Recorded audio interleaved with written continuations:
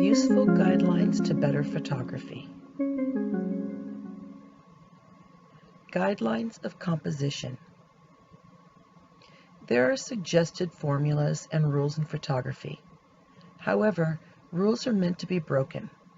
Photography is not just capturing something beautiful so you can post it on social media and show your friends. Photography is an art, even more so in today's world with programs like Photoshop CC and the filters that can be applied within such a program. The following are more guidelines than rules, so use them as a jumping off place and let your imagination take you places beyond the frame. These guidelines will help you take more compelling photographs, lending them a natural balance, drawing attention to the important parts of the scene, or leading the viewer's eye through the image. Once you are familiar with these composition tips, you'll be surprised at just how universal most of them are. You'll spot them everywhere, and you'll find it easy to see why some photos work while others feel like simple snapshots. Rule of thirds. Imagine that your image is divided into 9 equal segments by 2 vertical and 2 horizontal lines. The rule of thirds says that you should position the most important elements in your scene along these lines or at the point where they intersect. Doing so will add balance and interest to your photo. Some cameras even offer an option to superimpose a rule of thirds grid over the LCD screen, making it even easier to use. In this seaside scene, notice how I composed it so that the woman in red was in the very bottom left third of the image. Her dress leads you in ever so slightly with the train, and just when I was going to take the picture, Mother Nature gave us a wonderful surprise in placing a rainbow almost in the perfect spot. All I had to do was move slightly to the right to put it in the upper right third of the frame. The horizon is perfectly lined up with the horizon line on the grid. A level horizon is very important. Most cameras come with a level indicator. I use mine a lot, especially when there is no horizon. Balancing elements. Place your main subject off center, as with the rule of thirds, creates a more interesting photo, but it can leave a void in the scene which can make it feel empty. You should balance the weight of your subject by including another object or of lesser importance to fill the space. In this simple still life, I set the vase and the table off to the right 1/3 of the frame, leaving a visually uneasy void to the left that made the composition unbalanced and heavy on the right. So I introduced an element, the umbrella, of equal or less weight and color to the left to even it out. Now, had I entered a dark, heavy object, say a black cat sitting on the table next to the vase, it would have filled the void, but it would have added too much weight to the left and it would not work with the color scheme. Leading lines. When we look at a photo, our eye is naturally drawn along lines. By thinking about how you place lines in your composition, you can affect the way we view the image, pulling us into the picture, towards the subject, or on a journey through the scene. There are many different types of line: straight, diagonal, curvy, zigzag, radial, etc. And each can be used to enhance our photo's composition. Keep in mind that leading lines do not need to be so literal, like the railroad tracks. Lines that lead you through an image can be a row of colorful trees where the color alone leads you through. In this shot, I placed the railroad tracks using the rule of thirds and chose a perspective that would make you feel like you were standing there as they lead you off into the sunset. Symmetry.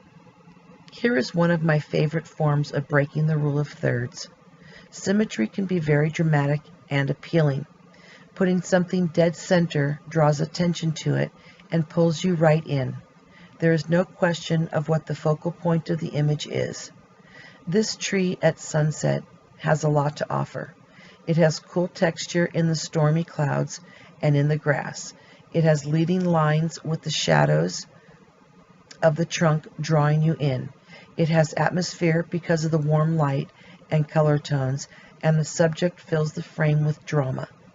Another example is the single white cross in the falling rain in the distance, in the middle of nowhere.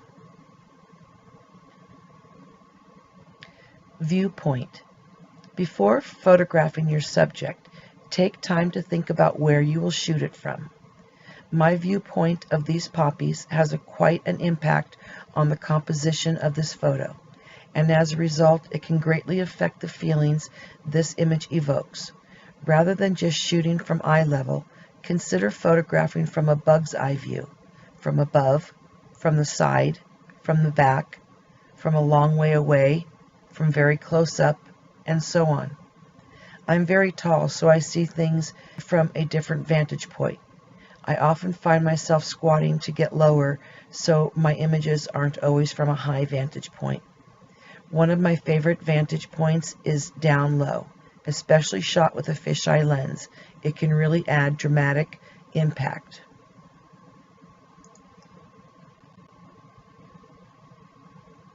As a stock photographer for an international book cover company, I have to be very creative in my compositions. I have to stand out. Sometimes it isn't the photographer that has to lay on the ground or climb on a ladder to get a different perspective. Oftentimes, you can move your subject to a location that lends itself to a more dramatic perspective, like in the two images above of model Amelia Ray from Canada. Isolation and background. Oftentimes, what makes a photo look more like a snapshot is the inability to separate the subject from the busy background. There are a couple of things you can do. Give your shot a little thought. Look around at your surroundings and try to find a location to place your subject that has less clutter and is not too busy with lots of different colors. You want a plain background, maybe a brick wall or green grass. Next is to set your aperture to a low setting, like say f4.0. This will open up the lens and give you a nice shallow depth of field, isolating your subject from the background. In the above image of an apple blossom, I was not able to move the subject to an ideal location. Plus, I liked it in its natural setting, but I wanted just that one blossom, so I isolated it by using a shallow depth of field. Depth. Because photography is a two-dimensional medium, we have to choose our composition carefully to convey the sense of depth that was present in the actual scene. You can create depth in a photo by including objects in the foreground, middle ground, and background. In this eerie image of Mono Lake, I chose to use a salt bleach piece of driftwood as a foreground anchor to give perspective and depth to this otherwise fairly plain scene. Without that piece of driftwood, this scene would have been very flat and probably would not have won the grand prize in Outdoor Photographer magazine. Framing. The world is full of objects which make perfect natural frames, such as trees, archways, and holes. By placing these around the edge of the composition, you help to isolate the main subject from the outside world. The result is a more focused image which draws your eye naturally to the main point of interest. In the image below, the trees, hills, even the shadowed road frame the barn and make it the focal point. Cropping. Often a photo will lack impact because the main subject or intent of the photo is lost in a vast view. In this photo of flowers in a tub on a wooden deck, I chose to crop into the scene by zooming in or getting closer to the subject and cropping the view of the entire planter and deck to show just a concentrated section of the scene. Why?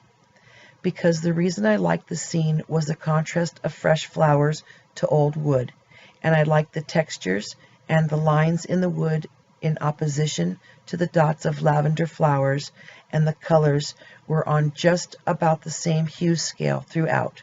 So to emphasize those elements, I zoomed into or cropped into them, making the main subject or intent of this photo.